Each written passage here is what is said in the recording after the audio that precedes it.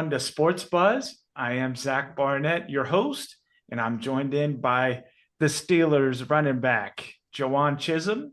But we've been trying to get this rolling for a while now, and let's get it rocking with a good one, man. So Let's do my it. my audience knows you for,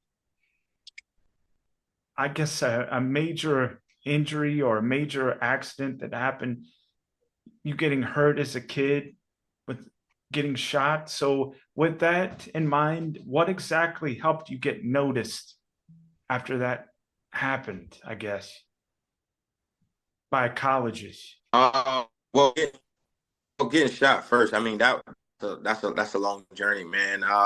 End of my ninth grade year, I had a shotgun blast to the foot. Walking into the doctors, they just like, man, it's no way uh, we can save this foot. And they said amputation from the toe to the ankle. And luckily, this is where parents come involved. Luckily, my dad's like, there's people in the room at this time. I'm bleeding. I'm talking about I needed liters of blood back into it because I'm bleeding like tremendously. So it was family surrounded around the bed. I didn't get into surgery until like an hour and a half. Uh, but my dad's like, tell the doctors, like, man, y'all not cutting SH, the rest off. Y'all ain't cutting nothing off.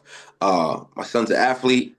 That's a no go. So long story short, man, rest in peace to my dad. Shout out to him because without him, and God, God first, and without him, Mm-hmm. I wouldn't have been able to have this interview today, right? Because I wouldn't have had the playing career that I had. But yeah, just getting shot and going through the surgeries.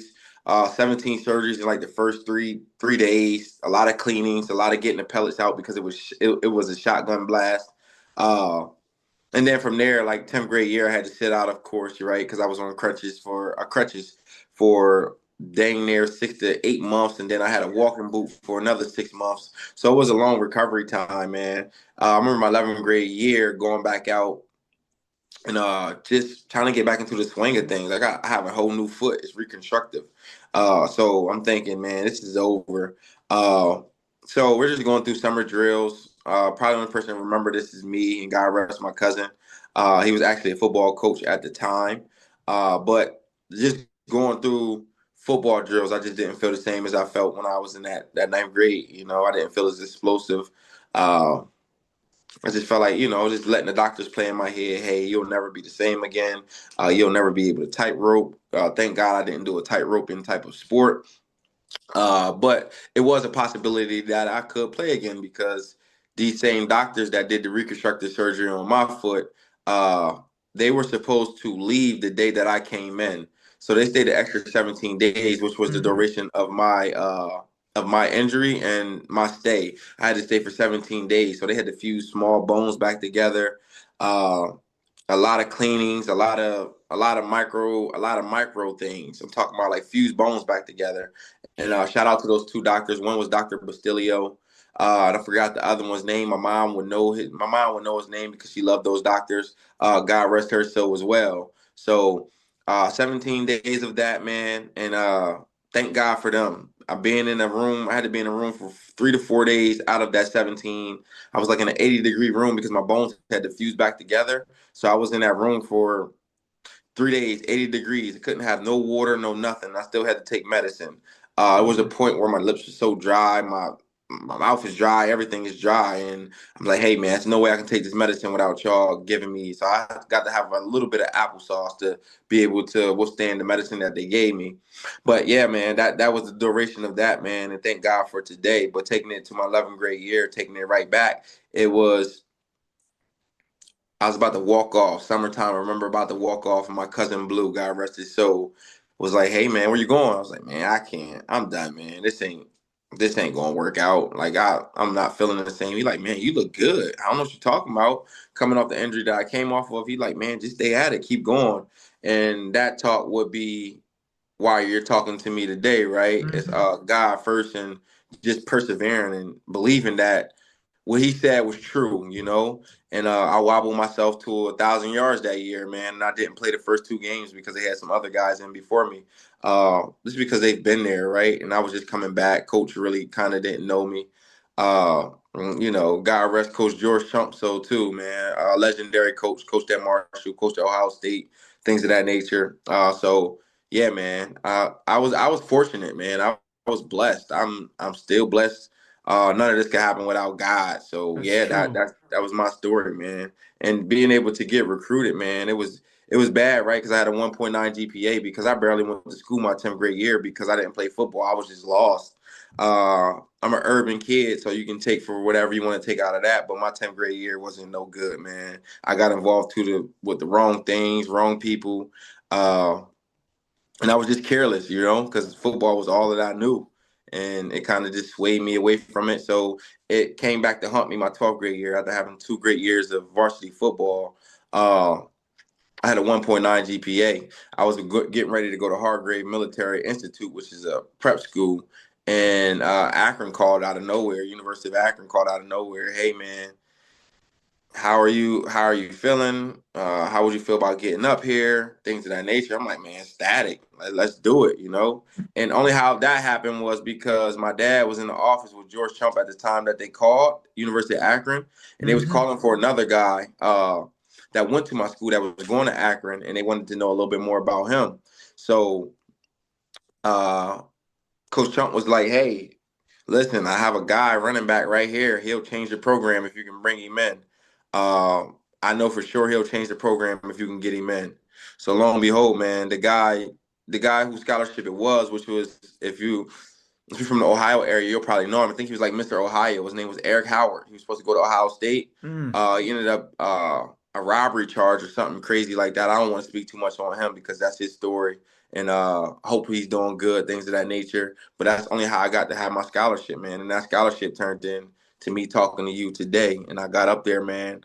And I still remember the first day of college, and my academic advisor was like, "Hey, man, they don't expecting you to be here a semester for real. You kind of a long shot. You're from the city. Some people say you're a wild guy. They don't think you're too smart." And that turned into freshman All American and all time Division I leading rusher, freshman rushing record, and so on and so on. Not to toot my horn, but it was just a blessing, man. It just was a perfect fit. true. So nowadays you're training people. So Yeah. how do you present those things to the guys that you're training, the ups and downs? How do you present that in a positive way to encourage the guys that you train? This is how I know this is my purpose. It's bigger than a dollar. It's bigger than, oh, I train the best athletes in America. Oh, I train all these D1 guys. Oh, I train the best little 8 year olds. It's so much more deeper. I understand it now. I didn't understand it then. But I'm a little bit more stern because I went through these trials and tribulations, and I'm hoping that some of these kids get it. And I believe that a lot do. I believe that some don't. Everybody has to walk their own path. But I know he put me in this situation, God, just to give back to these kids and tell them to understand, like, listen, man, after football, I had a conversation about this earlier. Most people don't know what happens after football. When there's no more locker room, you can't have a brotherhood. Uh, so I'm very, very stern on the athletes, but very, very loving. I'm gonna give you your props when it's time to have props. But if you're bull crapping, I'm gonna let you know, hey man, this ain't gonna do it. I hope you don't got no plans to go to the next level because they're not gonna let you get away with it. So we're prepping that now from an 8 year old standpoint all the way up to your professional athletes we train. So we just letting them know, man, from top to bottom. Listen, I'm not going to let you get away with it because the coach ain't going to let you get away with it. And one thing you'll never be able to do is say struggle to succeed failed you in the end. You'll never be able to say we failed you in the end on the part of not getting you ready mentally, mental capacity. So, yeah, man, it's a purpose. It's a purpose. Absolutely. So scrolling it forward to current NFL topics. This is just one question, but the Steelers let go Najee Harris this offseason. So Yeah. how do they replace him? Me personally, man, me personally, He's been pretty consistent too. 1,000 yard. I don't think people sometimes understand how hard it is to be healthy. Mhm. And especially in the NFL, let alone high school level. I've seen so many 5 stars come in and never even play. I just seen people that was supposed to be this and that you never get to see them play because why? Injuries, man. So for you to stay healthy, which means you're doing something right with your body, flexibility, mobility. You're taking care of your body. You're putting money Mm-hmm. into it. So biggest thing is, I wish him the best. I liked him as a running back. Sometimes people need new homes to, become what they can become. Like Saquon Barkley did. I like Jalen Warren too, man. And I just think Mike Tomlin runs a tight ship. I think that whole organization was top to bottom. For the little time that I spent there, I thought they ran it great top to bottom. Mike Tomlin was as real as they come, in a fake business. For him, I always give him his props because he was real in the fake business. You don't Mm-hmm. get that too. You don't get that at a high school level. You don't get that. He always kept it real. He was always straightforward. So, well, wherever Najee's at, hey man, which is San Diego, I know Harbaugh will, take care of him. He's on a great team. And Jalen Warren, man, it's time for him to step up. And they picked up the guy from Eagles, right? The Eagles. He I'm went to not. Memphis. I I'm know he not. went to Memphis. I like him a lot though, but he went to Memphis. He played for the Eagles he's number 14. He played for him for the last couple Oh, Gainwell. years. Gainwell. Gainwell. Kenny Gainwell, Kenneth Gainwell, Kenny. Yeah, so man, they should still have a great backfield, man. Hopefully they can get a quarterback, man, and whoever's there, I know they'll do good, man. It's been a great organization, so I know they'll take care of that. Yo, Russell Wilson's gone, man. He Yeah, signed with right. the Yeah, I Giants. seen that, man. I seen that. So who is it out there for them? Is that Aaron Rodgers? Is that That's my choice. If I was running with the Steelers, that'd be my pick. I don't think he's totally going, man, like some people think he is, as far as like talent wise left. I think he still got something left in the tank. And when He does. You got DK and you got Big Nixon Dog on, yeah, that's crazy. or I don't know Pickens. how you Pickens. Pickens, yeah, Excuse me. George Pickens. I don't know how you fell with that, man. So best of luck to them. And I know they'll do good, man. I'm hoping they can go a little bit more farther so they can stop this. Oh, he's just 500. You gonna keep saying Mm-hmm. that? I'm wishing the best for him, man. True. So we'll end on this one, Jawan. Uh, life is described by different things by many people. So, in your words, what does life mean to you in 5 words? It's funny, right, man? Because you gave me the questions before we started this, and I never like to really read the questions that any interviewer send me because I always like it to be authentic, and I don't like it to be scripted sometimes. Uh, but when I think of life, especially for me and for anybody out there that's looking to take it to the next level, man, I think perseverance. I think gratitude. Uh, Blessed. Thank God. Life is beautiful. It's precious. Make sure that you enjoy each day because each day that you wake up, I don't think people understand how blessed you are to do so. Right? My mom and Mm-hmm. dad's gone. They both died in the 2 to 3 year range, and I never thought that they could leave. Right? So waking up each day, that's what I think about life: being blessed, being thankful, and be a good human. What are you doing when other people aren't looking? So when Z's talking to me and I get off and I go tell my wife, I ain't like that dude, or I go tell somebody, oh, this podcast would suck, whatever. I try to stay as positive as possible. Even when you give me a negative, I try to turn the negative into a positive.